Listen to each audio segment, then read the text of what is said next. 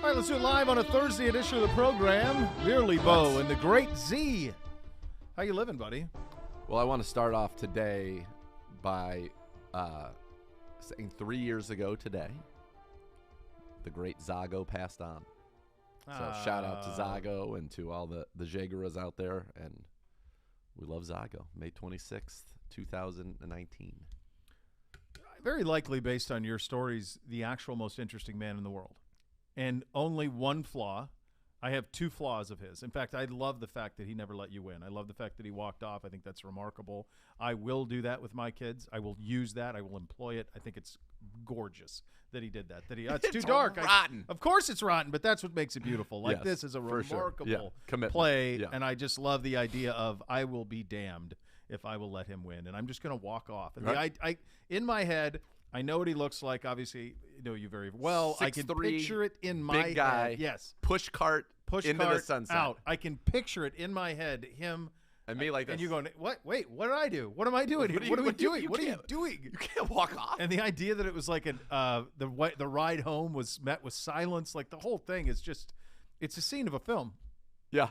The only mistake that I would say, though, is the day at Olympic. That's the only day. You're a reputable player of some certain abilities. This is an iconic course. I don't know if you'll ever get another opportunity to be on it. Probably not. One of the harder tracks to get on, I would think. Yeah, they played as a twosome. They played as a twosome. I could have been the third. There was nobody rushing behind you, trying to play behind you. I'm not sure we saw anybody. You might not have seen anybody, was my guess. That's typically the way those places are. Golf is very different in those type of places than it is if you're at the Muni. So that's the one error in his ways, was the fact that take a tee shot. Take my drive on 18. Take my drive on 17. Like get out your 7-iron. Hit this par 3. I mean, would have been great. Give you a swing. I would have really enjoyed it. Would have been remarkable. Turns out I might have really enjoyed that. It's probably the greatest story of forbidden fruit that he said, "Hey Nate, I'm going to play Olympic. You want to come along?" And then you're caddying for him. Is that what it amounts to? So you want to caddy for me. And then in his view, that was enough of the apple. What a treat for me. What a treat for you. To walk the hallowed grounds. Exactly. Carry his bag. And you're like, boy, one swing would have been nice. I don't know that there are many people on the planet who can say that they have been published in Encyclopedia Britannica. They have, as of the year 2000, drank all of the top 10 wines of all time, according to Wine Spectator. Whoa, this is the first time I've heard this. They have lived amongst Eskimos and eaten 10 pounds of raw caribou leg. And they have traced the migration of man out of Africa across the Y chromosome, not the X chromosome. See, so what you he can say all of those. See what you. Oh, and he went to Stanford, and he will tell you he once beat Tom Watson on a par 3. Yeah.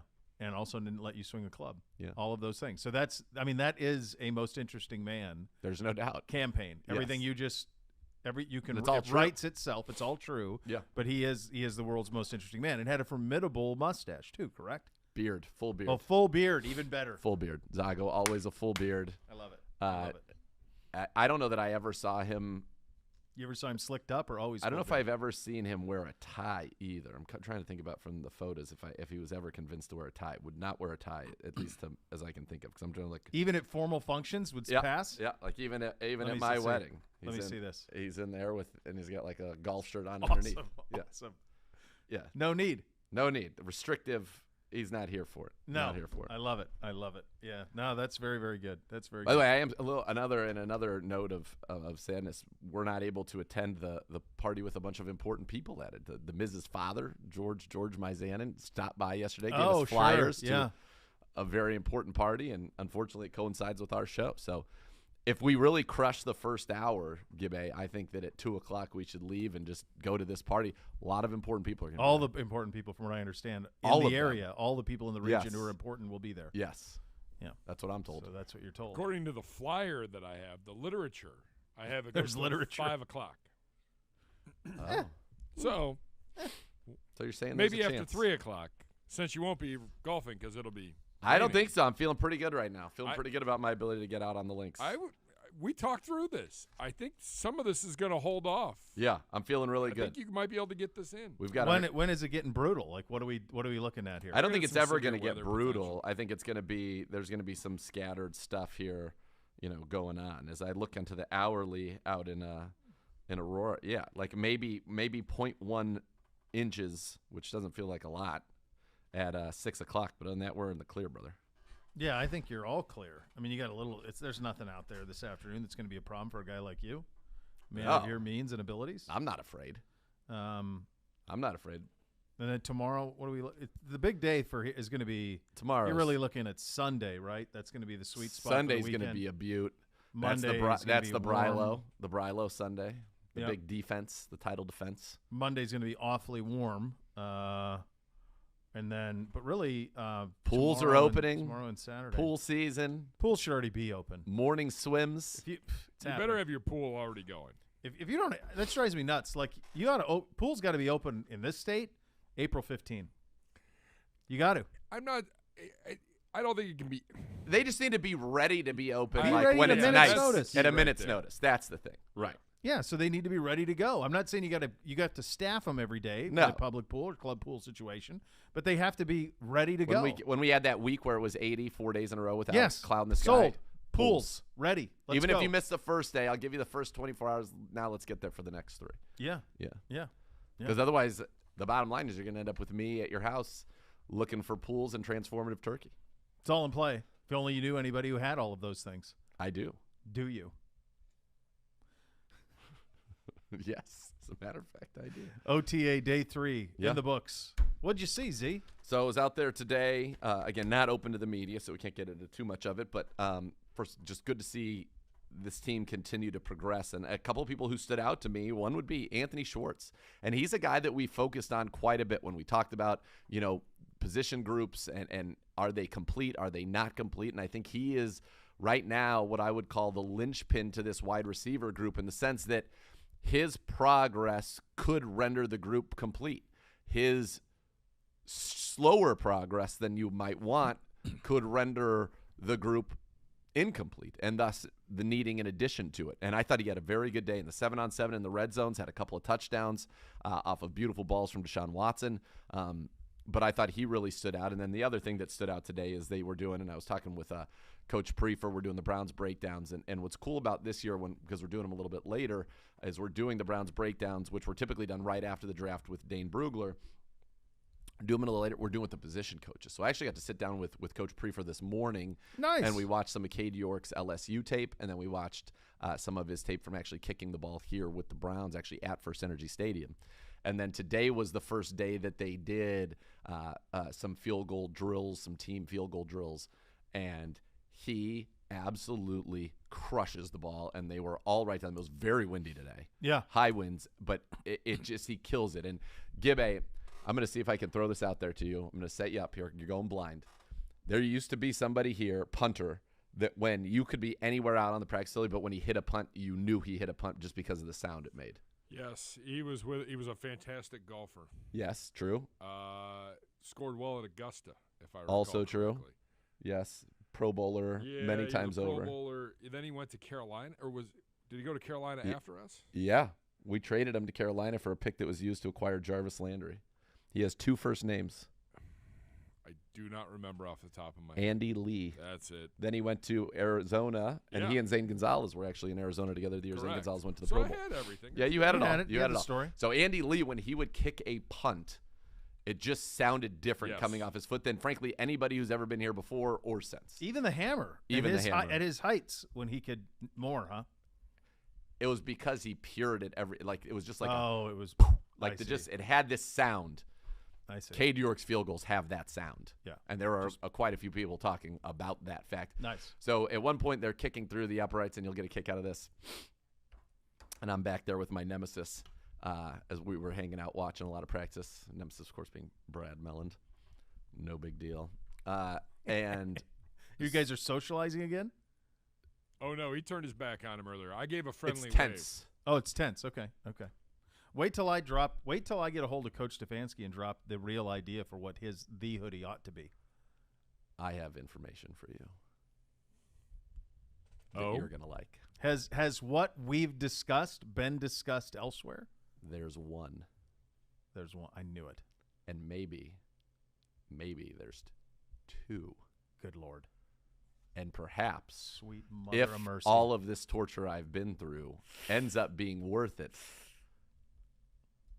the second one might be in the studio someday. My God. Just saying.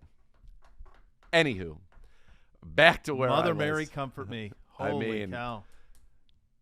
All right, go ahead. I don't know. What are you even talking about? Who cares at this point? I mean, that's a hell of a teaser. It's out there.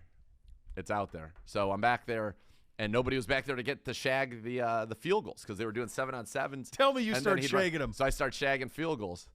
So the first one comes at me, and mind you, I am no kick returner. No. At all. You're a man, you're 40. Yeah, and they used to call me in softball, they would call me the piano man because it was like I was running with a piano on my back because not the swiftest guy who's ever been there. Now, the fact of the matter is if I was getting out on a fast break, I turned into Carl Lewis. But if I had to get back on defense or run around the bases, it turns out not so fast. The first one comes at me, and it was very windy, as I said, and it just like the wind it just went forever, and it landed about 10 yards over my head. Yeah. So Mellon's giving me crap, and I'm like, all right, I got to catch one of these. Sure. I'm going to try. Next one goes, and I have to get off to my right a little bit. I get my hands on it. I had no idea just how much force it actually comes down with. Sure. A lot. Duke is a big ball. Big ball. He is booting it downwind. That thing was coming. So the first one, I get a drop, and I was getting razzed pretty good. So I'm like, all right, I have to stay out here till I catch one. Did you say I'd love a set of gloves? No, all natural. Yeah, because I think that would help you a lot, both with the velocity and the stick. Probably would have helped. At one point, I thought maybe I should have like a catcher's chest protector on just in case I didn't catch it. But protect the moneymaker and the face. So how about this thought that went through? Maybe a helmet. You don't want a bounce back. Well, and the other thing I got worried about because when the one that I caught, fortunately didn't like pop a finger, but it popped into my mind like I'm going to do this. I'm going to break one of my fingers before my golf trip, and I'm not going to be able to play. So you already have one finger that doesn't have a full digit. Two. Actually, one on each hand. One on each hand? I do. Symmetrical in that way. So finally, he goes, and then another guy comes out to shag, and he gets one. He doesn't catch his first one, so I'm like, all right, I got to get one of these. He hits a rocket, but this time I backed up enough so that I could track it, and I'm like, all right, this is the one. This is the one. Caught it, threw a spiral right back, and ran out. Tarver was like, one and done. And I was like, that's right. I said, Costanza, I'm out on a high note, baby. So that was fun, but Cade York kicking the football live and in person is an impressive thing. It is boomed off of his foot. Other than our known commodity super duper stars, I think the two people that you just mentioned are two most responsible for the success we have this year. Take superstars out of it.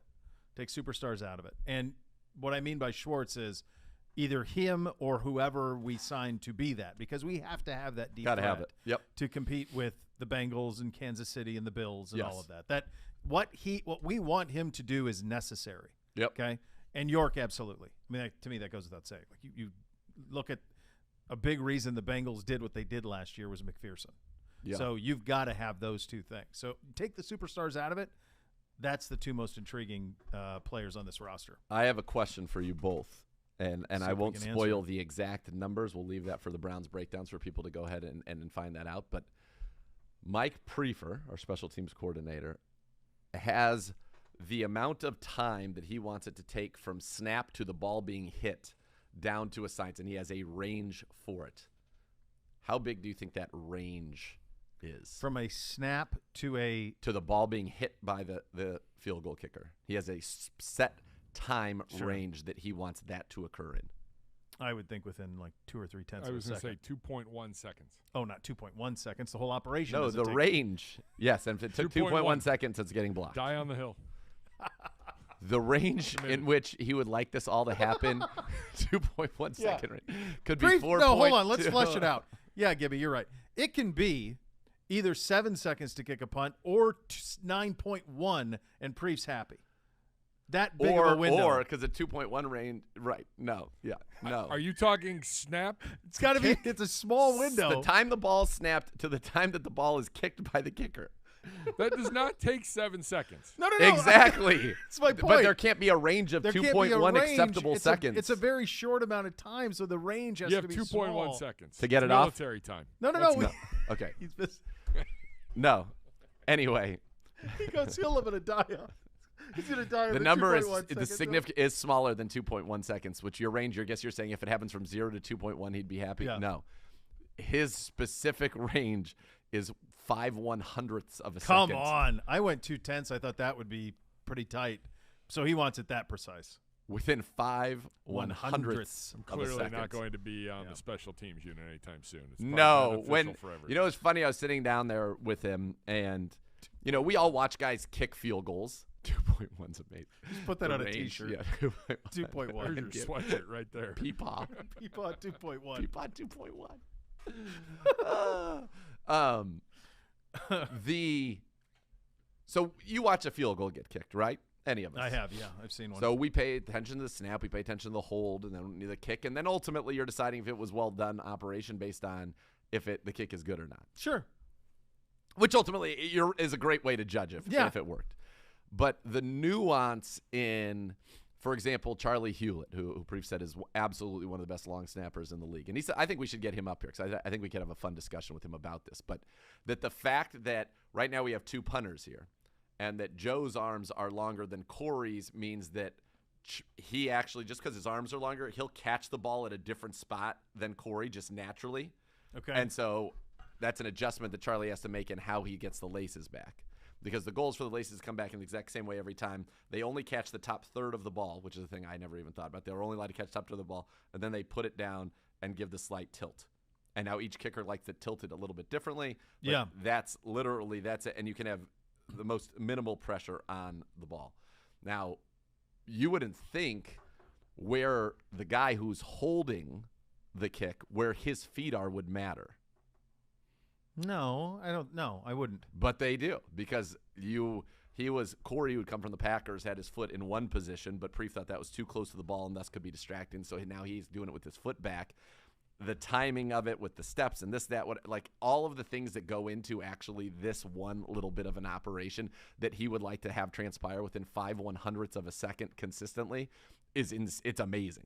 I was blown away by just all the technical aspects of it. None of that surprised me with Preef. The margin is stunning. How tight that is, obviously, and obviously Gibby completely stunned with his estimation on what that would be. Let me ask you this: have you ever had to hold for kicks in your life at any point? Yeah, and I was terrified. Yeah.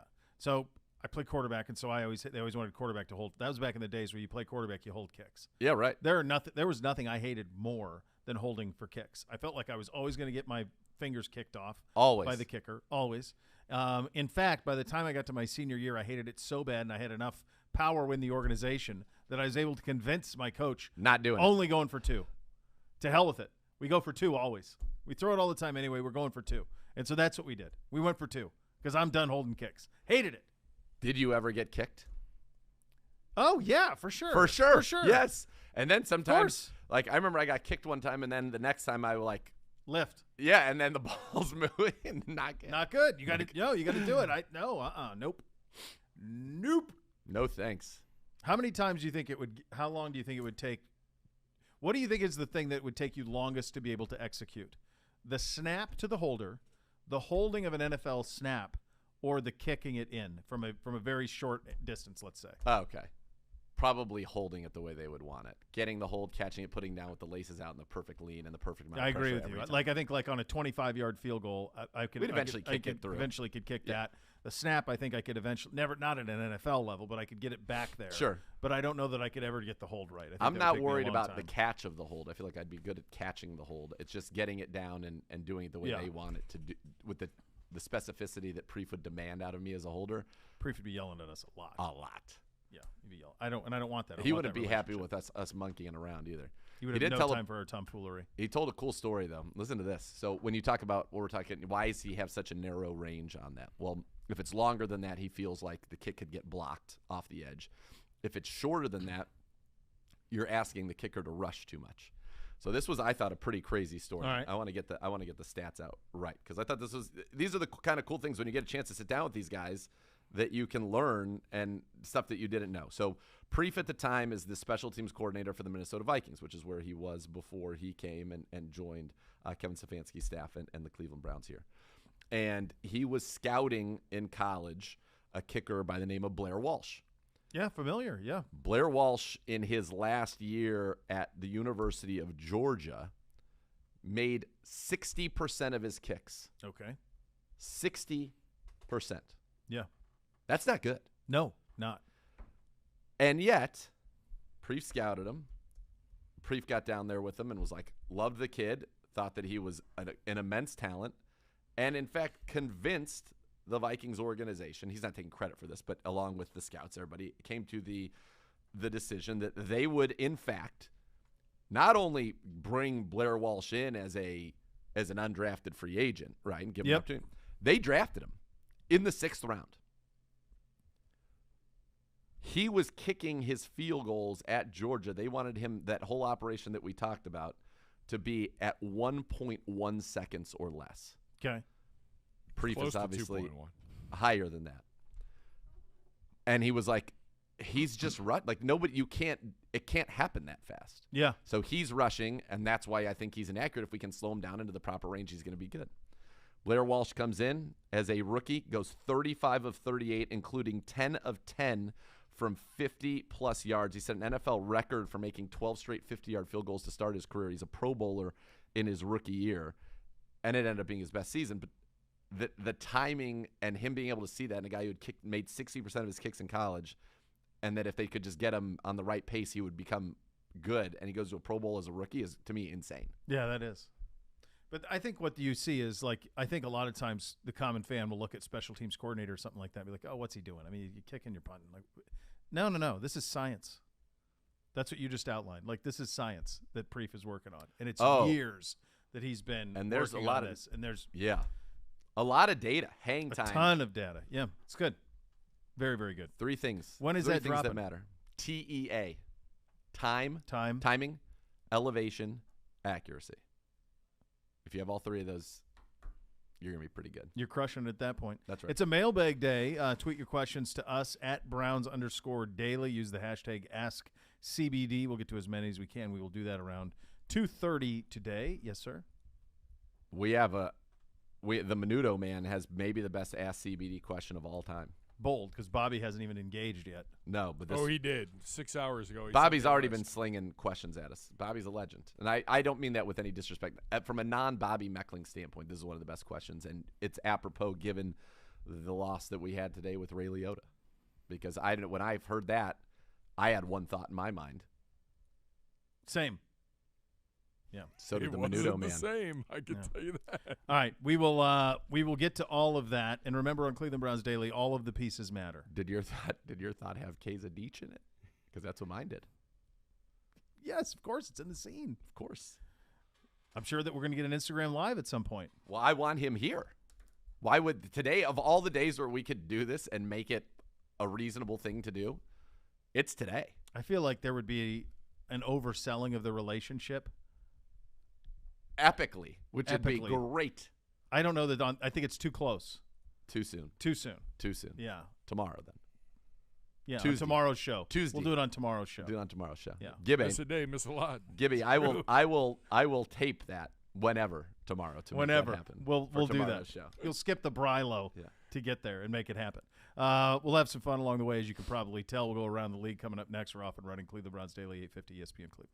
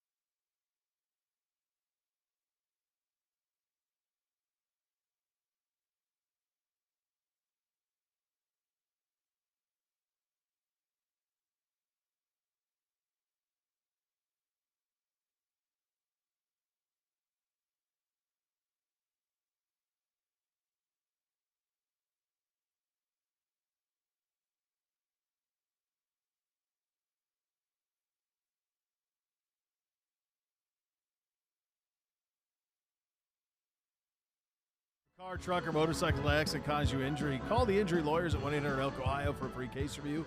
Elk & Elk is a proud partner of your Cleveland Browns. All right, lots to get to here. I don't even know. I have not heard this. So this is Steve Smith. All that Gibby has in the prep is lying or telling the truth. That's it. I don't have context. I have not seen this. Go ahead and play it. Guess what, folks? I hate to break it to you, but it's official. Agent 89 now is part of the coaching staff for the New York Giants. Sorry. Just wanted to let you know. Breaking news myself. Rap sheet, Adam Scheffner. You don't need it. Scoop is here. Was that an Adam Scheffner? Adam Scheffner. Who's Adam Scheffner? Who's Adam Scheffner? Adam Scheffner. Swami? Samsonite? Samsonite. Was way off. I'll tell you what. Do I think he's lying or telling the truth? He could be telling the truth. Is he landing anything else? Well, so I think Steve might think one thing, and the Giants might think another. The Giants went out of their way to hastily rebuke the report. Look at this. Oh, he's bad. We were just talking about you. The white. That's right. Oh, that was a nod. Oh, he knows. He knows what's going on. He knows what's going on. Yeah, look. Yeah, he knows. Oh, a brotherhood is developing. Yes, that's right. A brotherhood is developing. Indeed. There was a nod and a little bit of a heart pump. I got you. You guys bonded. I like it. It's full circle.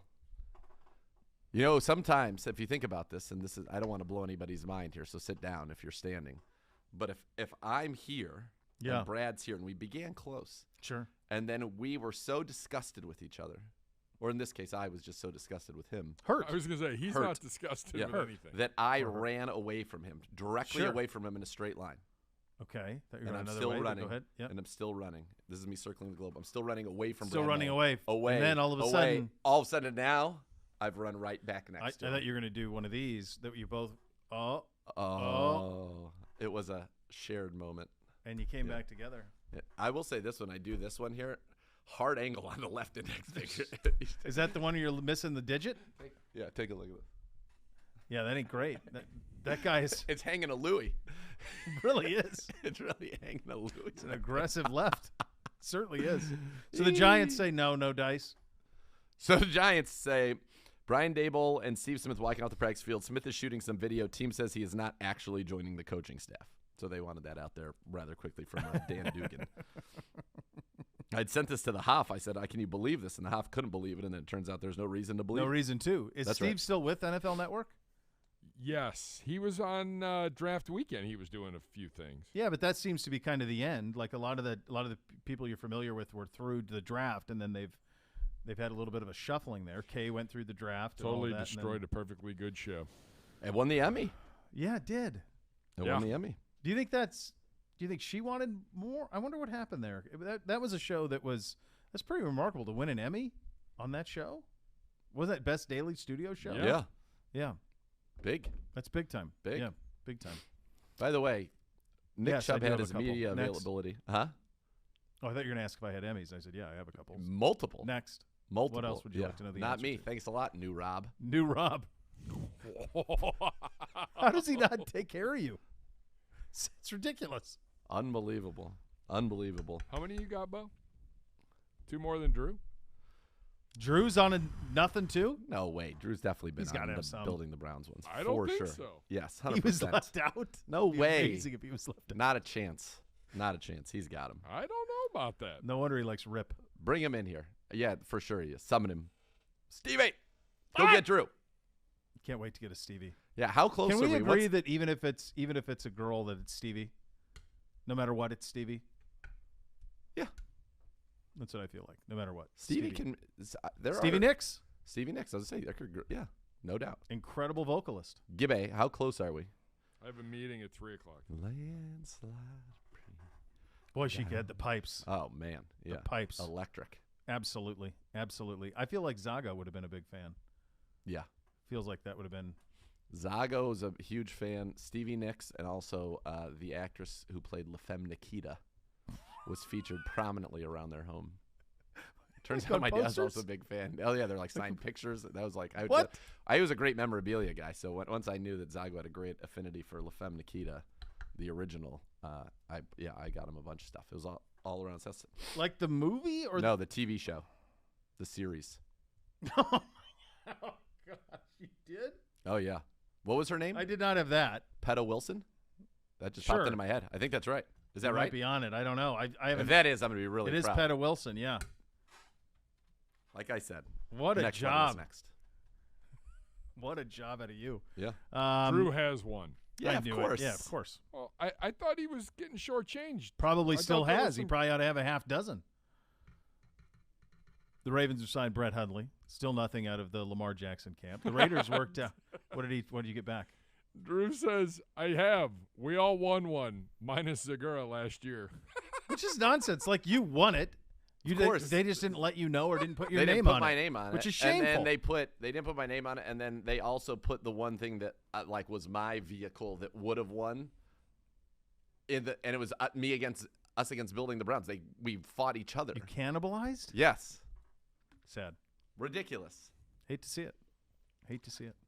And one of the Building Browns episodes that won the Emmy was the one that I was on talking about like what we do, radio, road trips, and all that. I was like featured heavily in it, which is hurtful to say the least. Quite. Yeah. The Rangers worked out Colin Kaepernick reportedly yesterday. Yeah. So you have that going on. He has not played in the league since 2016. It's wild. I mean, so he would replace Mariota behind Carr, I guess. Is the thought. Yeah. It's been a long time since he's played. A very long time. It's been a very long time since he was really good. And he was really, really good. Yeah. That year they went to the Super Bowl, he was really, really good. Then he got hurt. If Harbaugh didn't call a timeout on that play that was run, he runs it in and they win the game. Yeah. Nerd, won't forgive him for that one. My dad's still upset about that. Oh, by the way, speaking of, I got a great Pedro update. So we've all seen what's going on with Javon Kinlaw. No, I have not. Whoa. And a ton of 49ers players have come to his defense. So I want to say the guy's name is, let's see if I bet if I just put in Javon Kinlaw right now, it'll come up with the name of the guy that he got after. Grant Cohn. Okay. Who was the son of a very famous journalist out in the Bay Area, and he now covers the Niners. And I can tell you my dad is not a fan of his. He takes a lot of shots at the players. My dad's like this again. Very much my dad. I think my dad called him an entitled millennial, followed by a bunch of things that I'm not able to say on this radio program. Absolutely no surprise at that tone being taken from Pedro. None. A total very get off brand. the lawn. Yeah. Yes, very on So, brand. but apparently he's very critical of players, and the players don't like him. Like even Raheem Mostert, who's moved on now to the Dolphins, came to Kinlaw's defense about him. Tons of the Niners players have actually come to his defense. And so what happened was the guy was at a practice. Kinlaw saw him. He's been saying a bunch of stuff about Kinlaw, and in fact, he made a joke about it. I wonder why he came and did, these things, which is he came over, he knocked the guy's cap off, and then had some words with him, and then he was making up rap songs about him, saying how much he disliked this guy and commenting on him. And the guy was saying, I wonder why you would say that, and geez, is it because I said he has an 80-year-old knee? Do I say he's a bust? Did I say he lists all these mean things that he said about Javon Kinlaw? And then Kinlaw goes on this guy's thing and gives him the business. Absolutely not playable on the air. It would just be beep, beep, beep, beep, beep. When you say he goes on his Zoom or on a Zoom with him, yes, he is on a Zoom. It's like a Zoom, like a Niners Zoom, and then Kinlaw goes on the Zoom and lights him up. Okay. And then the guy was saying, I was hoping that he was going to hit me and then I could retire. And the players are pissed, and it's a big thing in the Bay Area. And my dad is fully on the side of Javon Kinlaw, although he did have to work at the end. Yeah, but he hasn't lived up to his expectations, Nate. He still had to take a shot at him at the end. But he's totally Team Kinlaw. And my dad coined a new term for this guy that again, not suitable for air, but expressing his displeasure with this young man. And he was a big fan of his dad's, and so of course it's like, he's nothing like his Nate is nothing like his father. So this is some sort of this is real, like the Schaap family of San Francisco, yes. like Dick Jeremy situation. Yes, that's what we're talking about. Yes. Okay, that's right. But this, I urge you. Little feud. Well, I'll watch it in the break. I urge you. Oh, please do. I think will. you're gonna enjoy that. Also, big props here to our guy Zoe Alonzo Highsmith going home. He was here and was a frequent visitor of and around the radio studio here. A fantastic man to have a cocktail with in Indy. Just the stories from Zoe were incredible. He's been with the Seahawks for the last few years in a scouting executive role after that regime was let go here. He has accepted a position at his alma mater, the University of Miami. The school announced it on Thursday. He's been hired as the Hurricanes general manager of football operations. To my knowledge, this is the first of this ever done. So a lot of the times there's player personnel guys or there's directors of scouting, all this stuff for recruiting. But a general manager that, from what I can tell, doing the reading on this from the Miami Herald, he is going to kind of walk hand in hand with the head coach Mario Cristobal, almost like as a 1A to Cristobal in terms of the face of the program. Yes. This has never happened before. There's no other example of this in college football. Do you read it as he is going to be a part of their running it in some ways like an NFL organization, that he's going to be evaluating the high school talent and then be a big face of the recruitment? He's going to be a face of the recruitment, yes. He's going to be probably a liaison between the name, image, and likeness collectives and the players. He'll be the go-between that gets that stuff done. I mean, I think it will be they're trying to build kind of an NFL front office. That's what I'm saying. At the University of Miami. And again, to my knowledge, I don't know of any other situation like this where there's someone of this stature in this type of role. Typically, this is a role where young guys grow into it. That's what happened. Mark Pantoni does it at Ohio State. He's tremendous. But he is not somebody who was an NFL executive for 20 years either. So it's very, very different with the University of Miami. And honestly, it feels perfect for Zoe. Like the perfect way for him to close out his career. Yeah. The one thing I'll say about the U, though, is right now they have a bunch of money coming in through university medical centers down the University of Miami Medical Center that they've untapped that, so that's allowing for a lot of things that are happening down there. But they still have what I think by the time we're all said and done, a $50 or $60 million deficit by being in the ACC versus the SEC or the Big Ten. Those two conferences, by the time their new contracts are done, are going to reap, every member in those conferences are going to reap between $85 and $100 million a year. The ACC schools are between 25 and 30. How million. close How are can we? You ever? How close are we to having an SEC super board? There's one conference in football, and it is the SEC. That's it. Oh, they would do that now. They have their meetings next week in Destin. And among the things that they're saying the quiet part out loud, they're saying we're looking into an all-SEC. Ohio State. No. State, they don't Michigan. need. No. They don't even want them to join. I'm talking like one. No, they don't need them. They'll do it without them. Yep. They don't need them. I think that's what they need. You need to get. They don't view it that way. You were down there. You know the people down there. They don't care. They would view it as this is the best of the best. We know it. The champion of this. Ohio is the champion. State is that good though? You and I know that, but that's a rational conversation. Yeah. Like honestly, the SEC, they would be throwing Ohio State an olive branch to bring them in. No doubt. They don't need them. No. And right now, Ohio State doesn't need them either because the Big Ten TV money is going to be right there with the SEC by the time it's all said and done. But no, I mean, the SEC is saying that out loud now. They added Oklahoma and Texas. I mean, they've got, in terms of the most important brands in college football, football, if you want to stay down there, why don't you get Clemson and get Miami? Well, because you don't need them. You could add them. I mean, obviously, Clemson would love to do it. Miami would love to do it.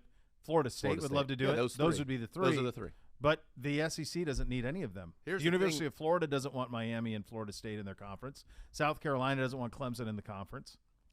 I think Miami, given the history of that program and the NIL world, has an opportunity to buy itself back to prominence and then become a very cool place to go again, and that's a team that you would want in your conference. But without you making it so, by giving them the money, they can't be. So they're not a threat until they get the money. Yeah. Like they're just not. There's only so much booster money you can cobble together. The television money is it's the opposite of an equalizer. It's so disproportionate, and it's not something that you can overcome. I mean, it's very likely the University of Kentucky will be a better football program than Florida State or Miami in the next 5 to 10 years because of this. That's real. Like that's a basketball school, but they're going to be one of the best football programs in the South, in the country in the next 5 to 10 years. And they'll be better than those two just because they're going to have an excess of $60 million a year in television that Miami and Florida State won't have. Clemson won't have. Yeah. You can't come up with that every year. An extra $70 million. Can't do it. If I'm them, why would they not try to merge with the Big Ten and make a super conference? This is what my proposal is. My proposal for the Big Ten would be go be big. Go to 24. Go get USC and Oregon and Miami and Clemson and Florida State and go get Kansas for basketball, get Notre Dame, force Notre Dame's hand. Notre Dame's never been more vulnerable than they are right now. There's probably 3 or 4 more on the West Coast, whether it's Washington or UCLA, Arizona State, whatever. Pick them. Pick 6 of them. But get to 24 and be a true national conference. That's the only way to combat what's happened in the SEC. That's it. Wild. That's where we're at, brother. All right. Much more.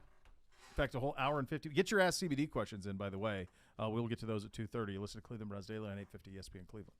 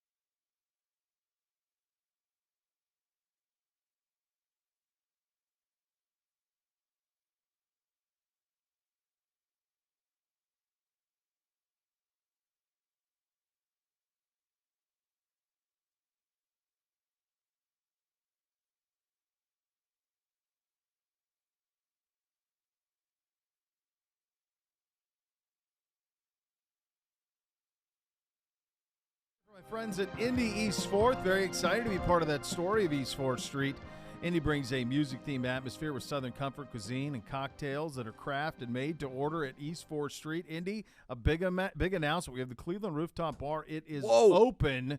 It is the perfect place to celebrate downtown all summer long, and brought to you by the owners of Char Whiskey Bar and Grill and Avo Modern Mexican. You can learn more at Indy East 4th on social. All right, so this was pretty interesting. This is from Greg Rosenthal, NFL.com. Good all stuff. AFC North projected starters, and it makes a lot of sense, and you see the amount of talent that is currently in the division. We thought what we would do is do an all AFC North preseason offense. Yep. So you've had a little bit of a head start on me on this. So yes. Let's start with let's do the offense. We'll do the defense coming up in a second. Who is your all AFC North preseason quarterback? Well, I know who it's not, and that's whoever's starting for the Steelers. So then that's kind of, I eliminate that. Then you have former MVP. You have a guy who just took the team to the Super Bowl, and you've got our guy, Deshaun Watson. I ultimately went here with Joe Burrow just because we've seen him with the Bengals. We know what he did last year, taking the team to the Super Bowl. So from a preseason standpoint, it's going to be Joe Burrow for me. I think it's the right call. I mean, Deshaun didn't play last year. We know what he was at his highest end. We expect him to go toe-to-toe with Burrow on anything, but I think Burrow's the right choice. Joe Burrow last year played himself into the upper echelon of NFL players. Yes. It's really that simple. That was the level that he played at. We've seen him now in 2 seasons there. He came back from injury. He erased those doubts, got better as the season went along. He was clutch. He was all those things we know. Running back is, I think, equally as easy, but it's really, really talented. But it's just more to how good Nick is.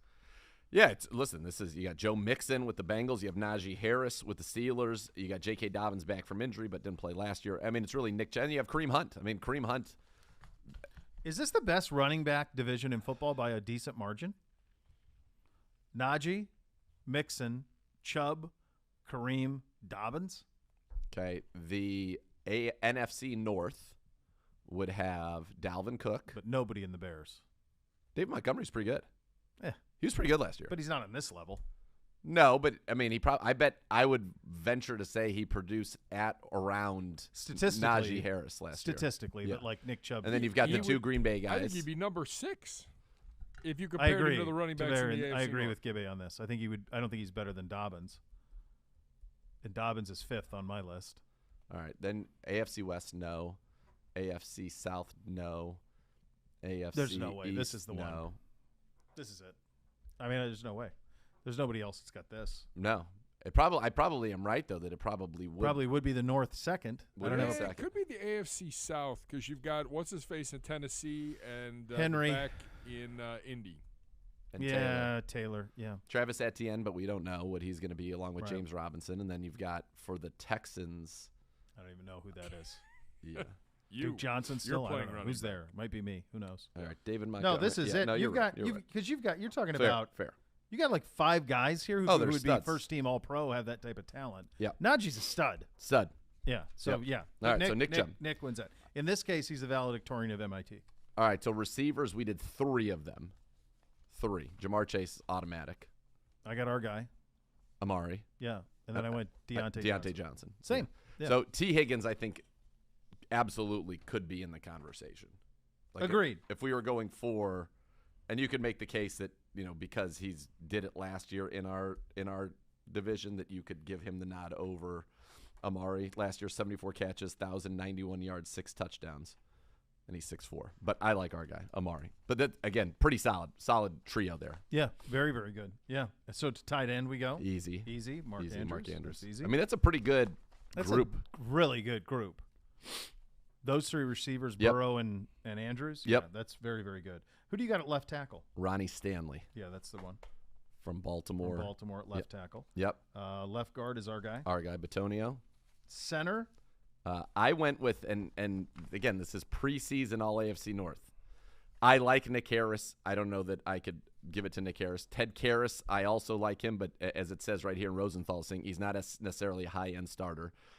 Mason Cole from the Steelers, no thanks. You're headed the right way. And then I'm going to go. I actually starred Tyler Linderbaum, who was the rookie first-round pick, right? End of the first round. You have that right. He was as dominant as anybody in college football on the offensive line last year. It's Iowa, where all they do is produce offensive line talent. I think you're doing that right. I think that's the appropriate. That's center. who I had. Yeah. Yep. And then right guard is our guy, Easy. Wyatt Teller. Right tackle, It's if a Jack healthy Conklin's Jack, healthy, right? that's who I gave it to.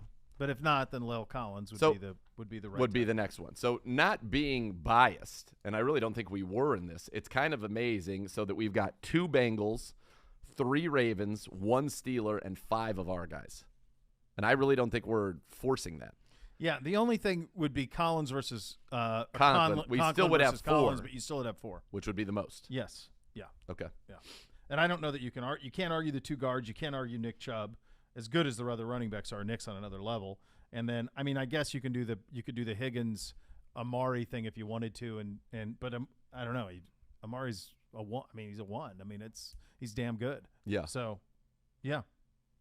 I think what's remarkable, and we'll do the defense here coming up at the top of the hour, but I think what's pretty remarkable is the overall talent. The only division I think that's in this vicinity is the AFC West, obviously, and it's probably better. Yeah. But the quarterback play, I mean, this quarterback play is really, really good. They just don't have – in the AFC West, Carr is the worst of the bunch, and he's really good. He's really good. Yeah, and the others are – Herbert, Mahomes, Russ. Pretty good. I think we could be saying, honestly, good. I'm going to give you a hot take right now. By the end of this year, we could say that Russ is the worst division in that quarterback in that division. You know, it's interesting on him because I think sometimes because you don't see Seattle play all the time, they're almost always in the 4 o'clock window, and especially last year as they struggled. I think a lot of us remember Russ at his best. He started that year a couple of years ago. Remember, he was had more incompletions against than Atlanta. Yeah, and he lit him up. He lit up for the first month of the season. He was going to let Russ cook and win the MVP and all that. That was 2 years ago. And then last year he was pretty middling. And they had a. It's funny, they had Metcalf and Lockett. They had a lot of weapons, and didn't really do much. So you may be onto something in terms of that. And you just think about the fact that Carr is going to be throwing the ball to Devontae Adams, Hunter Renfrow, and Darren Waller. Yeah. Pretty good. That's pretty good. Now, not to say that – and look, the truth is now we really don't know what's going to happen in Denver. You don't know what's going to happen with Jerry Jeudy. No, you don't. No. At this point. So, and they traded off Noah Fant. We'll see. We'll see. Yeah. Russ last year, 65% completions, which was his lowest since 2017, 3,113 yards, which was the lowest of his entire career, 25 touchdowns, which was the 3rd lowest of his career, only 6 interceptions because he's very good that way.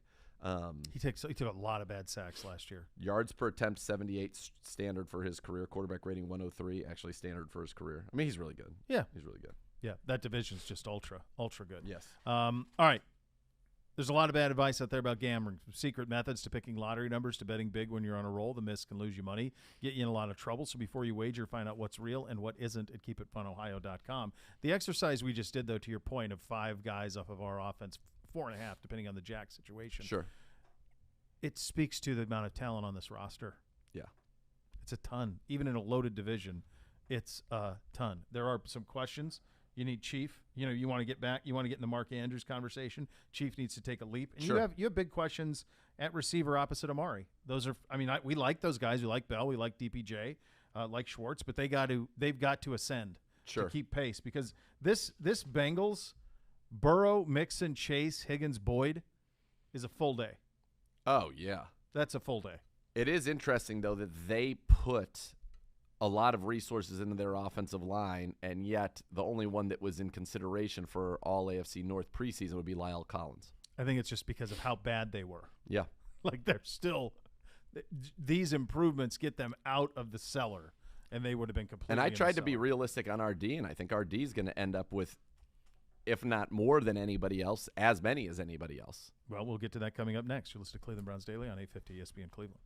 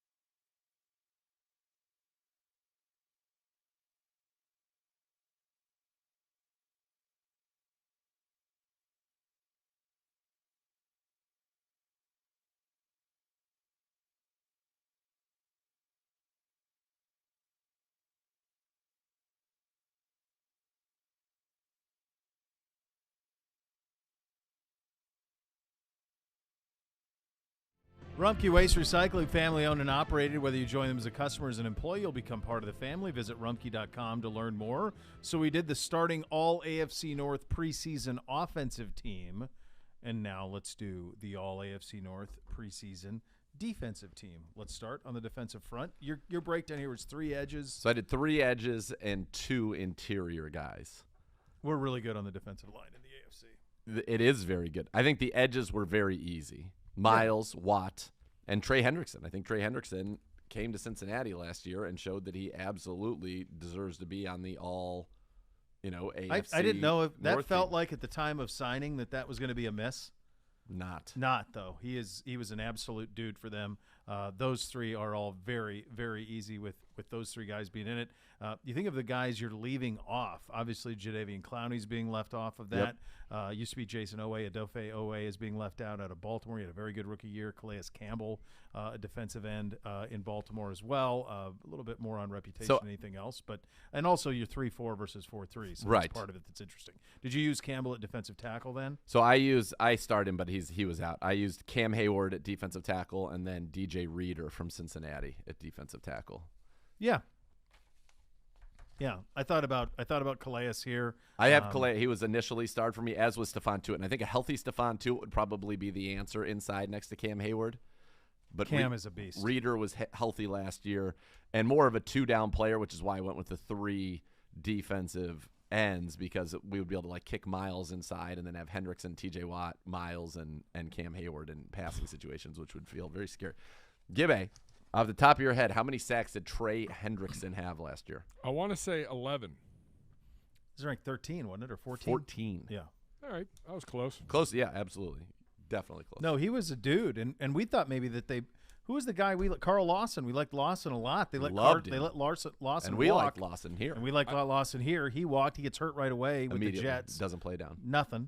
And then Hendrickson, it felt like it was kind of a panic move. Like they lost. He was just a guy. Well, he was good in New Orleans, but it was like, boy, they really overpaid for this guy. They could have just kept Lawson, but it really worked out for him. Yep, it sure did. Yeah. All right, linebackers tricky. How many did you do here? I think I only have 2, and I really had to work. I had to really work for 2. I think JOK is going to be a beast. He's one of mine. So he's one, and then who's the other? Patrick Queen has struggled. Shocking. Devin Bush, coming back from the injury. I like Devin Bush. Bush was great, but he was Miles Jack. Maybe is Miles Jack the answer? Logan Wilson had 4 picks at some point, for the Bengals last year. I mean, if you were building a team, you would probably, based on last season, an all-in Devin Bush is pretty good, but you got injuries. So, it's probably JOK and Logan Wilson if you were building a team. It would be Wilson as the second linebacker. Okay. Corners, I went with 4 corners. And I went with R2, Denzel Ward and Greg Newsome, and the Ravens 2, Marlon Humphrey and Marcus Peters. And Mike Hilton is a great nickel corner. Chidobe Awuzie played great for Awuzie was very good for Cincy last year. Yeah. So I think you have the right 4. I think it's the right 4. I think those are the conversations are there. Their 2 guys are all pro type guys, and Denzel's all pro type guy, and I think Newsome is good. Is really, really good. At safety, I went with 2. Jesse Bates and Minka Fitzpatrick. That feels fair. And John Johnson would be, I think, the next guy up. He would be. And I think Kyle Hamilton, I cannot believe the Ravens have Kyle Hamilton, that they somehow stumbled into him. They've got him. I think Grant Delpit's got an opportunity to take a monster step this year. He looks very good, very in command. I think that's going to be a great thing for the Browns. I'm going to tell you what. You tell me a time when if we would have done this exercise, and I think I have this right, where of the 22, or we probably had more like 24-ish, right? Yep. 24 All-AFC North preseason, 4 are Pittsburgh Steelers.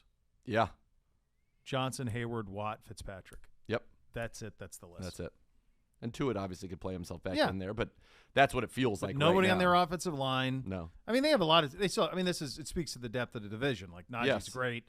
Tuitt could play himself back in. Jack, Highsmith, Bush are all really good at linebacker. Yep. They are not good at corner. And Minka at safety, and Freiermuth could be somebody at tight end certainly, but for right now they're not. They're not on it. So you see the amount of what did we end up with us? We ended up with like 8? 4 on defense, 5 on offense, 9. or 4.5 on offense, so 8.5. 8 or 9. Cincinnati ends up with like 6. Yeah, and the Ravens end up with 6. So that's where it is. It also tells you too, like when you, it's funny because when you look at this and, you know, like we put Logan Wilson on kind of at the end. Bates was a no-brainer. Hendrickson was a no-brainer. But really, if you have the things that matter the most, are quarterback, pass catchers. That's it. Offensively. Yeah, sure. That's it. That's what matters. And the Bengals had great ones. And that's can be good enough. So then you get a game wrecker in Hendrickson on defense, somebody like Bates, who actually was a little down last year compared to what he'd been. But that's what allows for them to get to a Super Bowl. Superior quarterback play and electric offensive output. Yep. Pretty simple. It's a loaded division, man. Loaded. You could take Burrow, Mixon, Chase, Higgins, and Boyd, call that your all-AFC North, and you'd be like, that's competitive. That's very good. Yeah. Obviously, adding in Amari and Deontay Johnson makes it better, but this is a pretty darn good division. And I think what's interesting about doing a study like this is it goes to show once again just kind of the de-emphasis that is being placed on off-ball linebackers, generally speaking, around the league. And that it's much easier to identify. You know, we could have gone and added more corners and more safeties much easier than we could have added more off-ball linebackers. I mean, we're just naming names at linebacker, and we only named 2. Yes. I mean, you could even make the case that Anthony Walker should be in there that it could be both of our guys, honestly. Yeah. You know? And Pittsburgh's got 3 of them, but there's questions around all. Yeah. You know, there's questions about all of them. Devin Bush seems to have the highest ceiling when he's right. Miles Jack was pretty good in Jacksonville for a while, but I don't know. It's interesting. This Steelers roster is just strange. Very strange. And I don't want to, you know, I hate even saying stuff like that about them because of how good they've been for 20 years and just that they don't ever have losing seasons. But does this look like a 500 team? Kenny Pickett? They are clearly, offensive line? on paper, the worst team in our division. Will they end up being the worst team in our division? I don't know, because they seem to know exactly how to win, and they just do it all the time. They figure out a way every single year. That's why I hate even saying it out loud. The fact is that they made it. Didn't they make the playoffs the year that Ben got hurt? Yeah, I think they did. Well, and they were playing some Mason Rudolph, and Duck Hodges beat us in Pittsburgh. Duck Hodges, my God. God almighty. That was a tough one. All right, we'll head to the podium. Anthony Walker Jr. coming up next. Cleveland Browns Daily, 850 ESPN Cleveland.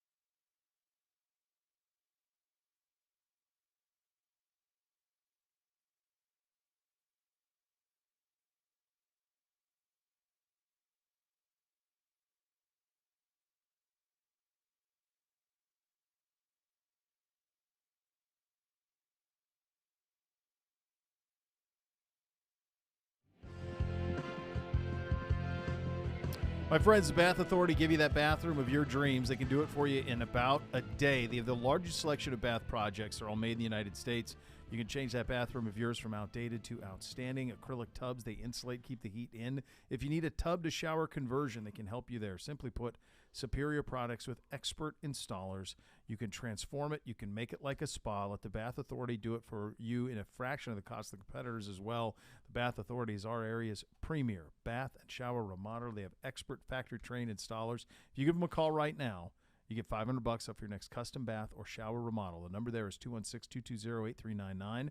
Go to thebathauthority.com. Again, $500 off, 216-220-8399. Tell them Beau sent you. They'll take care of you at the Bath Authority. And now here's Anthony Walker at the podium.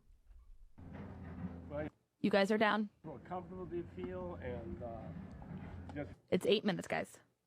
Yeah, you go into a new system last year, you kind of, try to take it in as a rookie, learning a new system, being around new guys, the locker room and everything like that. So obviously going into that second year with a lot of the same faces and a lot of, Appreciate you, man. Hold on. Appreciate that. All right. You're not going to open it here? No, I'm not.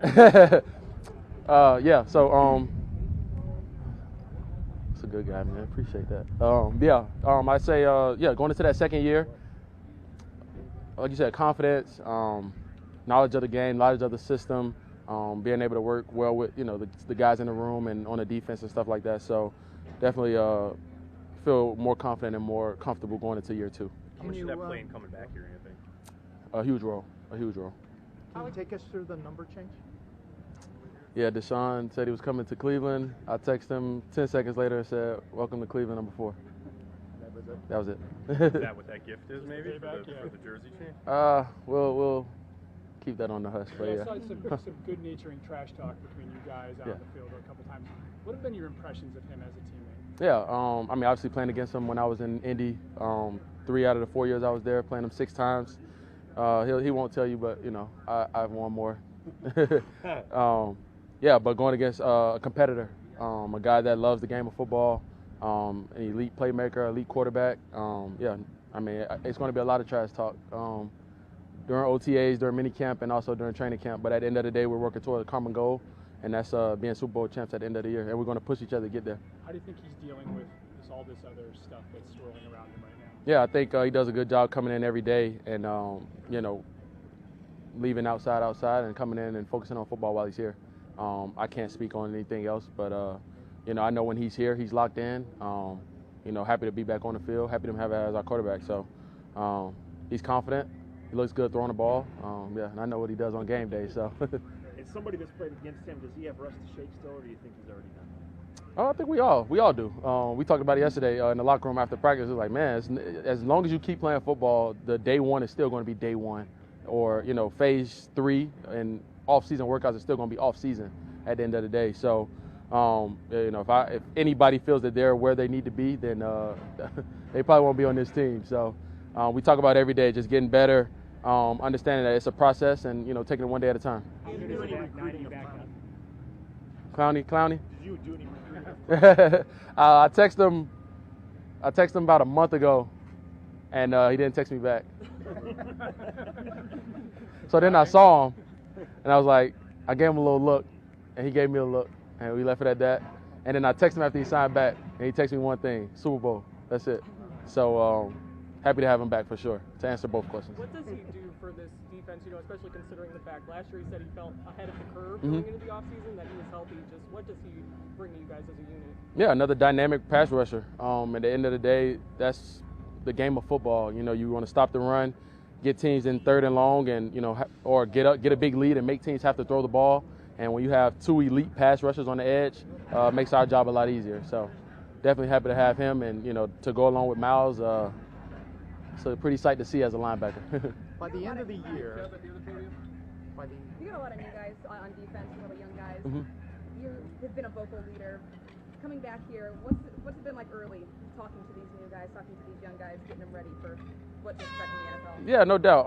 At the end of the day, I know I was a young guy before, and I had guys take me under their wing and educate me and teach me little knowledge of the game, and I like to do the same thing, pass it forward. So The young guys now just taking it one day at a time. This is a process, and one thing I've always was taught was, every day is a new day, and football is a everyday job. This is a professional job that you got to take serious every day, and I think the guys are starting to learn that. Has there been a standout? Any guy that has come up to you looking for advice?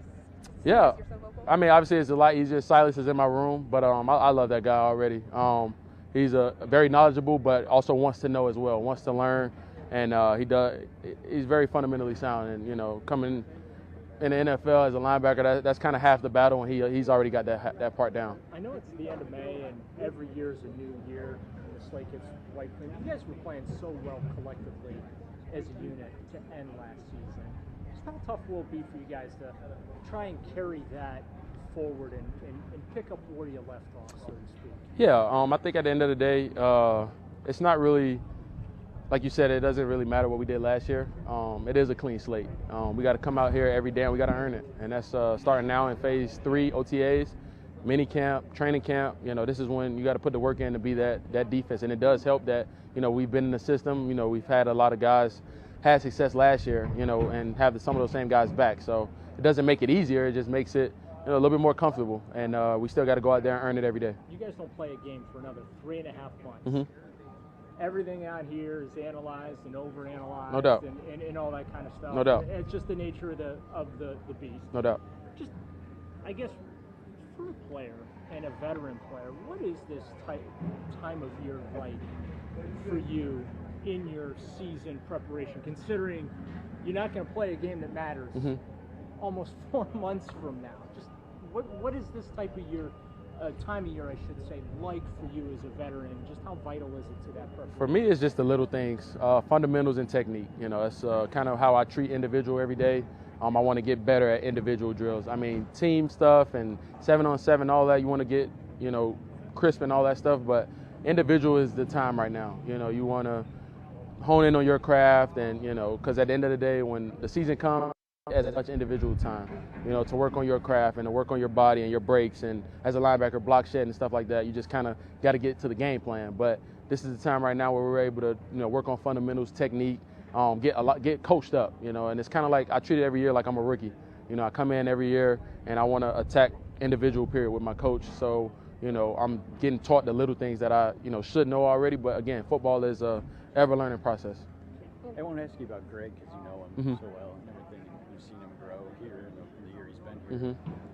They have him playing a lot in the slot, and they seem to think he can do it all. No doubt. What do you like about him in that role? What do you think about his skill set makes sense there? Yeah, I think Greg's versatility is one of the number one things that I saw when he was at Northwestern. Obviously, I wasn't there with him, but as an alumni, you're watching the tape and you're watching him play, and I'm like, man, who is this kid? Being able to cover a number one receiver, being able to stop the run in the Big Ten, tackle some good ball carriers, and I feel like as a nickel, you have to be able to do that. You got to be able to cover really quick. 30 seconds left of this. He can also move outside and do that, and also get in the run and tackle. So him being so versatile definitely makes that nickel position is one of the, I think that's the hardest position in football, by the way. So for him to be able to do that and command it in year 2, it wouldn't be a surprise to me, but I know he can do it. Any trips for the defense plan? We'll figure it out. Hey, when you left here last January, did you think you'd be back or know you'd be back? I mean, I don't really get into that. For me, I always let my agent handle that stuff. Obviously, I love being here. I love the team. Obviously, the system is something that I enjoy playing in. So yeah, it's been. I mean, again, I wanted to be here. Didn't know how it would play out, but I'm happy I'm here now. You're hot. I was trying to think. We saw the. Trying to think what the watch was, because everybody keeps saying a Rolex, box. But a Rolex is gold, Coach. Or I'm sorry, it's green. Yeah, it's a green box. So I don't know. Would a Breitling have a yellow box? Would I don't know. Panerai, a Patek, a Tag That Heuer? box was yellow. No, I know. I saw it because I actually went and looked at it. Thought, are we sure it wasn't green? Feels like it would have to be green, but it wasn't. It was absolutely yellow. So I don't know. I'm not sure. I'm not sure what it could be. Yeah. It could have been. Unless it was a custom, like you buy a Rolly, then you take it to a jeweler, he puts some stuff on it, soups it up a little bit, and then brings it back. I could see that being the case. Could it have been like in this scenario where it was like the outer box over? But that's a that? really light, it's a light yellow, green. like it's a light green. Yeah, it's still light green. There's no doubt that it's a greenish hue. It's a dark green. The actual box is a dark green. Right. So, all right, we have a little mailbag for you, a little Ask CBD mailbag for the kids. That's a Rolex box. That is a gold. Maybe. SCBD coming up next. Cleveland Browns Daily 850 ESPN Cleveland.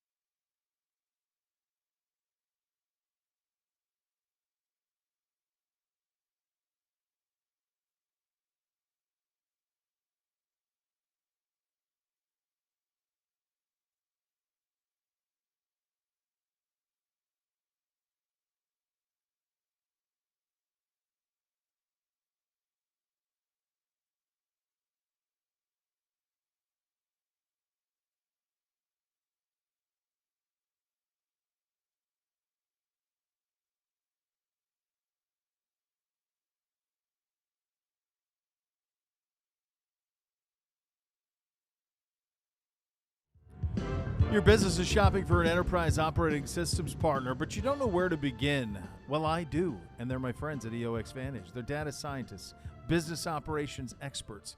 Your EOX Vantage team not only builds and installs your system, they act as your ongoing tech support. So you're hiring a continuous improvement and support system. EOX Vantage is not tied to any single brand or hardware or software, so you're getting a truly customized, purpose-built solution along with a partner that answers only to you. And EOX Vantage does not outsource. All the operational expertise, proprietary solutions, and tech support come from one unified partner. See how companies have profited from hiring one fully objective operating systems partner at EOXVantage.com. Time for a little mailbag. Hello, Gibby. Gentlemen. Little Thursday. Yes. That's right. Little getaway. Day Thursday. 3 pages of questions can I interest you in? Jeez. Coming in hot and heavy. Meckling has his share. Yes, he does. But there are a few others as well. Hey. Is there a single friend? If you, that's right. If you have a friend named Bobby, you have to say that. Hey, Bobby! Hey, Bobby! I don't even know where that's from. I don't know. It's great. It's fantastic. I think I'm going to start calling one of the boys Bobby. Call Bobby Cart back. Hey, Bobby! Every time you see Bobby I Cart. will say that to Bobby Cart next Hey, time I see him. Hey, Bobby! Junior. Yeah. Don't forget the junior. Jeez, quickly. Oh, my goodness. This is quite He's going to cause his physical strain. That's going to he monitors. Watch the steps. Be watch careful your physical strain. Careful. Yeah, watch it. Watch it. I'm going to text him. I'm celebrating behind you. Yeah. Be careful. Can't have an Achilles. Can't lose an Achilles with that type of speed walking. Love it. Just fantastic. He's having too much fun. He is. Maybe it's a getaway day for him, too. Yeah. All right. You can tweet your questions to the show at Browns_Daily using the hashtag AskCBD. Yep. Mel Kiper Jr. Junior. Got a question for Ask CBD. Toasted PBJs, where do you stand? Elite or meh? Have a good, long weekend, gentlemen. Toasted peanut butter and jelly? I'm not even familiar with it. I think the only way to do a peanut butter and jelly is as follows. Bread, toaster, butter, peanut butter on both pieces. What? Jam in the middle. Yeah.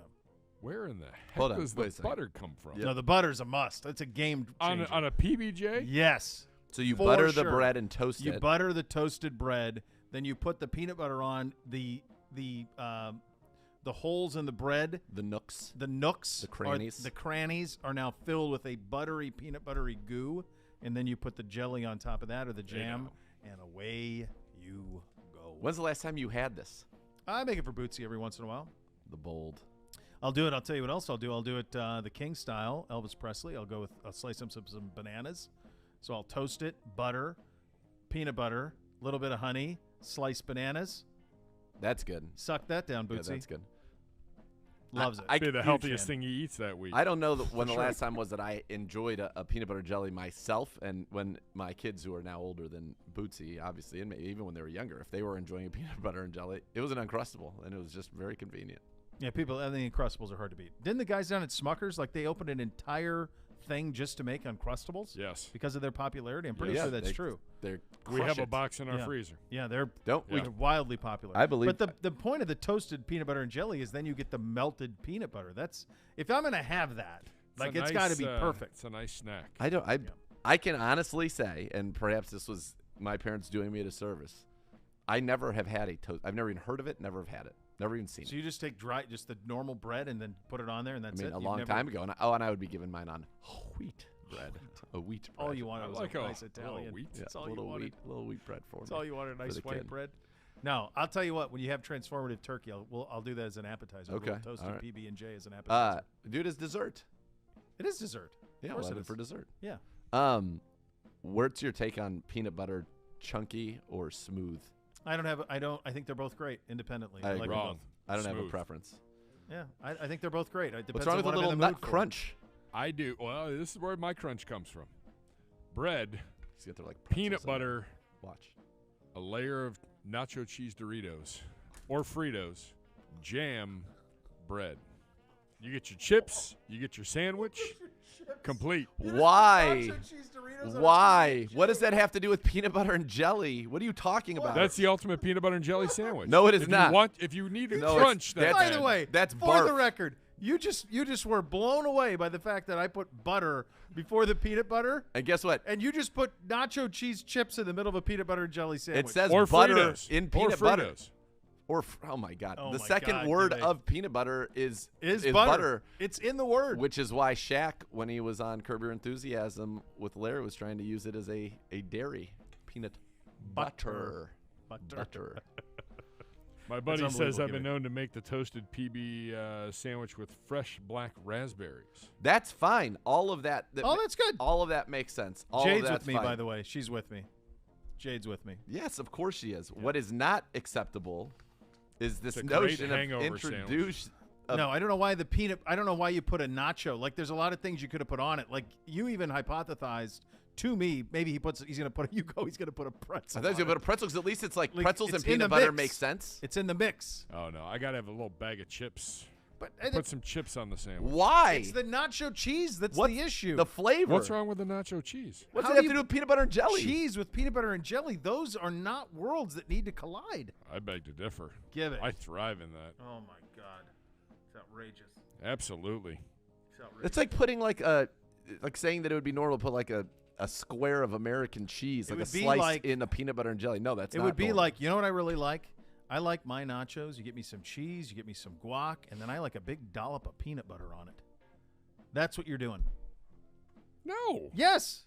You're combining things that don't belong. Did you eat a peanut butter sandwich and did you have a little bag of chips that your mom packed for you in your lunch? No, I don't remember that being the go-to. Like now, if you were going to do a bag of chips on a Sammy, I think now we're talking about a meat Sammy. Like, you want to do a turkey Sammy with some nacho cheese chips on it? Fine, you can talk me into that. But the world's colliding. I can't wrap my head around. I thrive. Ryan Black tweets at the show at Browns_daily using the hashtag AskCBD. Wanting to drive my boys, 6 and 8 years old, up to Cleveland for the first live Browns action this year. I was thinking training camp, orange and brown scrimmage, or preseason as a test before taking them to a regular season game. Which would you recommend? There's nothing like a regular season game. A preseason game will not give you a no. That's not a proper warm up. I actually prefer I think the orange and brown because you can get really close to it all. Yes, that's what I would recommend. And you see it's in the stadium. and you get to see everybody. Like, you get to see the big guys are out there playing. Like, you come to a preseason game, you might not see anything. Correct. With you might the not see any of A-list. these guys. Yeah, I think the orange and brown is absolutely the way to go. Yeah. By the way, Ray Lapasi says send Gibbe for a drug test after that statement. Fair. He also says butter and peanut butter is next level. Been there since the 80s. That's right, Ray. One word, SWOs 11. One word to describe Gibbe's PB&J choice, jail. Yeah. Straight to jail. Straight to jail. Do not pass go. Do not collect I'll tell you what, $200. if you were to give Maybe me... I've been there before. If you, of course. If you were to give me a guess of 100 things that Gibby would put on a peanut butter and jelly sandwich, nacho cheese Doritos would not have been a Never. Pretzels at least make sense. He's like, I'm going to get my crunch like a pretzel. You could have told me, puts a granola bar on it, puts a Kit Kat on it. All of that I would have believed. It's all in the same world. Yeah, sure. Yeah. The Spaz tweets at the show. Hashtag AskCBD. Favorite Ray Liotta role that is not Goodfellas? There aren't many. He actually gave there was a story. Shoeless Joe. That's probably the answer. He did a story with Ellen Sepinwall, who does a great job as a television critic in the Rolling Stone. And they did the show Many Saints of Newark, where he played the uncle in it, and was really, really good. And he actually talked about the misses in his career. That coming out of Goodfellas, he really could have made anything at that point, and just made a lot of bad decisions coming out of that. And you go look at his IMDb; it's a mess. It's a mess. Yeah. Kentucky Fried Christian. Oh. Tweets at Stay away from the energy drinks. This guy chugs energy drinks on the reg, I'm told. Stay away from him. Stay away from him. He had Life, but I'm pretty sure it's Lift. What music do you play before you lift heavy? Right now, I'm currently rocking on Spotify. It is a playlist called, let's see, WWE rock and metal songs, the best rock and metal songs of Superstars show and pay-per-views of the WWE. It's got some. I love it. Did you know that that in his early days, I believe in the I forget which promotion it was in, and even when he went to WWF at the time, Hulk Hogan's first songs were "Eye of the Tiger." Yes. And then it changed over to I'm Real a Real American. American, yeah. That changed over. At the beginning, it was Derringer. Eye of the Tiger because they used it in Rocky 3. Yep. And he was Thunder Lips in Rocky 3. Also true. And so that's how that started. Yeah. I was unaware of all of that. Great, and also a great song. I mean, that's gonna Eye of be the Tiger? Eye of the Tiger, phenomenal. Please. I mean, my kids listen to that now on the way to football games. They'll Great. play that. Yeah, for sure. When I was at the peak of my flag football powers in the state of Georgia when we won the state championship, which would have been around 2001. Sure. I used to listen to "Beautiful People" by Marilyn Manson. That was like, and I'd be driving fast, and a little Rage Against the Machine. Yeah. Yeah, those are my two. I like it. Yeah, and I'd come pulling in. Sleep Now in the Fire. Losing my mind. Yep. It's good stuff. I like it. Thank you. I've been in the back seat of a car with Marilyn Manson. Of course you have. I mean, That like when was you an say interesting things, moment. you say things that sound This should be the absurd. BPA. Right. That's the BPA. Zegura and Just telling Friends. you. By the way, I did like somebody. So if you're Clooney, then somebody said, well, then they made me Tom Selleck for it. Fine. Perfect. Tremendous. By They the bring way- Selleck in. He did that whole run with Monica. By the way, Oh, yeah. Perfect. in the taping of the beginning and the end of the BPA this week, I may have referred to the podcast as Zegura and Friends.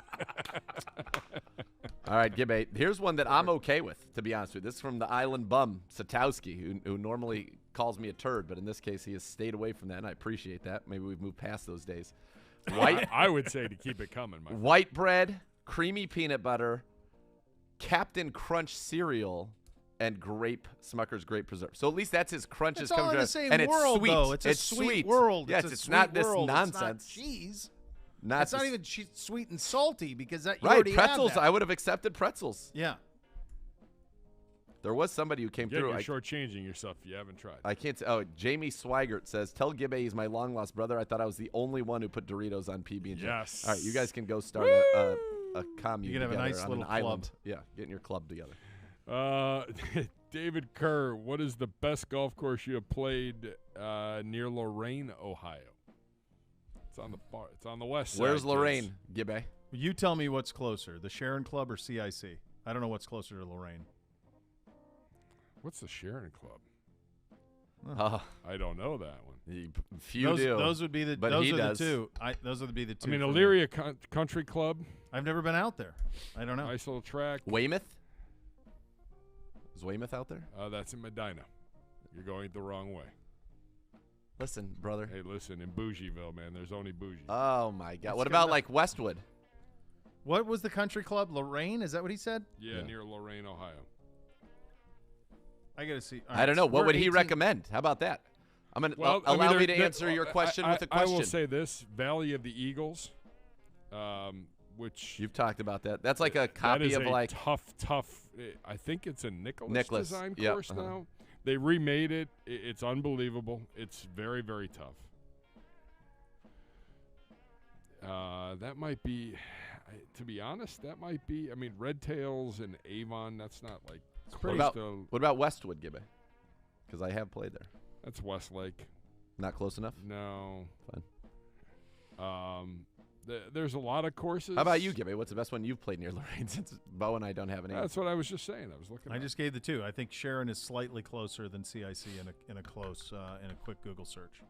Slightly closer. 5 David miles. Kerr also has one more question. Which is better to wear, a Browns hoodie or a quarter zip? And name the main color of the hoodie or quarter zip as well. That would look great in summer and fall. I just think it's a mood. It's a mood. It's a vibe. It's a very much a mood. Yeah. Are you laid back? Then you're hoodieing for sure. Yeah.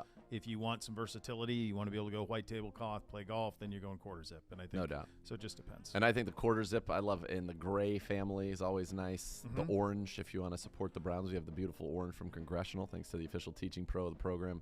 That quarter zip with that whatever that manufacturer is. I want all of my quarter find zips all those from them. Find all those and get 'em. sort those out. White, gray, yeah, orange. You want that navy. for sure. I don't know that we've landed the plane on the right brown yet, because it feels like we cannot get a hoodie or a quarter zip, because I think brown is a great option.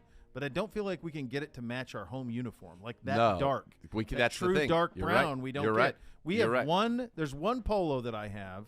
That's the right brown with a black vertical stripe. That it feels like they landed the plane on the brown. But too often it's too much of a milk chocolate brown. No, right. I want it. You need it the dark chocolate, like the 90% of the cocoa bean. I want it. Yeah, I want it. So that you could say it. Is that black? No. Right. No. Exactly. And our uniform's that, but yes. But for whatever reason, we can't get that out of the apparel. Correct. Richie Fox, what is your favorite football number on our jerseys? Ignore the player. What number? I mean, does that mean like what number you'd wear? Or? Yeah, there are three numbers that always pop into my head in this type of a situation, which would be 3, 16, and 21, because 21 is just a beautiful number. Yeah, I think it's the numbers you wore. Like and it just happens to be iconic for us. But I think of 32 is. But I mean, usually you go to positions you played. Jim, so those work. Jim. I always wore 10 at quarterback. Really? I always wore 10. I was a 10 guy. For who? I don't even know that it was for anybody. I just think it was my number, so 10. I just wore 10. One's also a pretty strong number. Like Jeff George won, Cam Newton in one, Warren I think Moon. I prefer 2 to 1. I prefer 3 to 1. I don't like 2. I think 2's pretty money. Like when Cam wore 2 at Auburn, that was a real deal. They went 1 in the pros, because 2 was already taken. It's probably a kicker. It was Jimmy Clausen. Jimmy Clausen. Yep. Jimmy Clausen. He tried buying it, and Clausen wouldn't give it to him because they drafted Clausen the year before in the second round. Yeah. So they tried giving it to him. Said no. I think 4 is a pretty cool number. A lot of the singles are pretty cool. 7 is a great quarterback number. 8's cool. There's a lot of good ones. There's a lot of good ones out there. 9. For us, now I remember, there were no single digits in our football uniforms. So there were no singles. So it was the lowest number you could go. interest in 16. I mean, I wasn't a Joe guy, so it wasn't like I was chasing it. I was probably, if anything, I think I would have wanted 12. I like Randall Cunningham a lot at that time. Sure. But the 12 was taken by an upperclassman, so I got into 10 as a sophomore and just kept it. The account that mocks me frequently at BGSU Peepaw. Being the caliber of human that he is, fashion icon, etc., do you think Senor Swag mows in a fresh pair of white New Balances every time, or does he own a pair of the most perfectly grassed white New Balances? Senor Swag does not mow. That's right. Exactly. Next question. Nope. He's not mowing anything. He's not mowing. Meshling time. Bobby. Bunch of quick hitters for Meckling. Let's go. What are cooler, dinosaurs or dragons? Dragons, absolutely. Z, what was with the fanny pack? The fanny pack. What do you mean? What was with it? It's an unbelievable invention. You know how easy it is. You don't have to worry about things falling out of your pockets when you're going upside down on a roller coaster. Yeah. It's in the fanny pack. That was actually a gift. We all got those fanny packs at the Mrs. Bachelor party. So that was mine. It still said TFC on it from back in the day, from the fantasy consultant days. And fanny pack. Whoever decided that they were going to shame people wearing fanny packs did a disservice to the convenience. Give you 2 inventions that are far more convenient than what we currently have that were both shamed for reasons I can't understand. 1 is the fanny pack, and 2 is Velcro. Yes. Ooh, that's a good poll. What's wrong with Velcro on a shoe? I don't understand it. So easy. My kids won't wear it. No, why? So I don't want to tie your shoes anymore, Boots. But he doesn't wear it. He views it as a downshift. Now I'm I don't know who did that. Now I'm a slip-on. Of course, I do everything I can to not to tie shoes. No All way. my shoes are slip-ons. So annoying. I do it. I leave them tied. Slip them on. If you could travel to any year in a time machine, what year would you choose and why? Wow. Good Lord, Meckling. That's a tough one. It's a deep one out of Thursday. So Getaway. I would want to. I think there are a couple things that popped in my mind. Now, one, I'd have to be like a feudal lord, but I wouldn't have mind having been back in medieval times, with my own castle, and that would and what feels came like along those with guys that. got a lot of good perks. Yeah, their lives went pretty well. And then the other would be, because I'm a huge Last of the Mohicans guy. Feudal lord. Yeah. I figured maybe I'll just stop right there. Feudal lord sounds like a pretty good deal. I think you've won. Feudal lord's Feudal it. lord. There it is. I'm out. You just got to be careful. Sure. They're coming for you at all angles. I got a nice moat. Yeah, you got a drawbridge up. That don't the poor phrase? Who are the poor people? Or the River Run people? River Run, yeah. Don't lower All right, that we thing. have 30 seconds. What's the dumbest thing you've done to make your wife mad? When? Today? Right. I mean, what? Every 10 minutes. I'll tell you, the first time that I upset Kayla that I didn't even understand it is she said something, and I was like, come on. And I gave one of these. I went, come on. The wave off? Dang. I didn't realize that wave off was like, you would have thought that I tried to initiate, World War III. The most anger that the blonde gets is if I appear to undermine, or not undermine, but rather if I'm like, what a ridiculous quote. Like that. Any sort, I don't even have to say it, but if my action is like an eye roll or a like, you really just asked me that right now? That's goes to an 11 real quick. Like she feels like you're belittling her. That's correct. That's correct. Yeah, you don't want to do that. No. So much more to come. Really, a lot. You're listening to Cleveland Browns Daily on 850 ESPN Cleveland.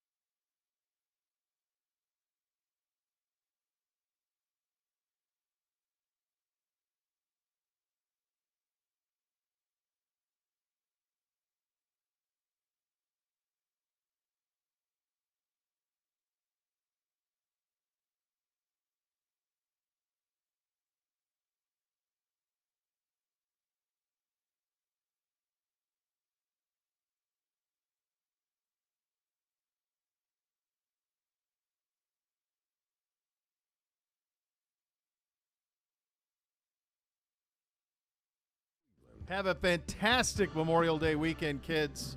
We are back tomorrow in some form. That's right. We are back. We're doing a show. And fashion. Not or. I'm here, so the show will take place. It's real. In a way. The next level's next. Have a great weekend. Cleveland Browns Daily, 850 ESPN Cleveland.